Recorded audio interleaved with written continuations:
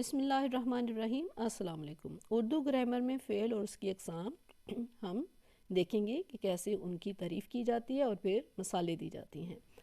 فعل وہ لفظ ہے جس سے کسی کام کا کرنا یا ہونا زمانے کے لحاظ سے ظاہر ہو۔ مثالیں ہیں: راشد نے کتاب پڑھی، لڑکے کرکٹ کھیل رہے ہیں، گڑیا گانا گاتی ہے۔ ان جملوں میں پڑھی، کھیل رہے ہیں، گاتی ہے یہ فعل ہیں۔ اقسام کیا ہیں فعل کی؟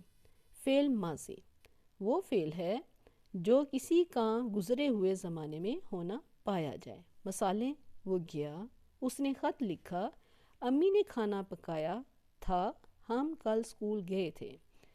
گیا، لکھا، پکایا تھا، گئے تھے فعل ماضی ہیں۔ فعل حال وہ فعل جس کا ہونا یا کرنا موجودہ زمانے میں پایا جائے فعل حال کہلاتا ہے۔ مثالیں: ہم جاتے ہیں، وہ کھانا پکاتی ہے، لڑکے اسکول جاتے ہیں۔ جاتے ہیں، پکاتی ہے فعل حال کی مثالیں ہیں۔ فعل مستقبل وہ فعل جس میں کام کا کرنا یا ہونا آنے والے زمانے میں پایا جائے وہ فعل مستقبل کہلاتا ہے۔ وہ فعل مستقبل کہلاتا ہے۔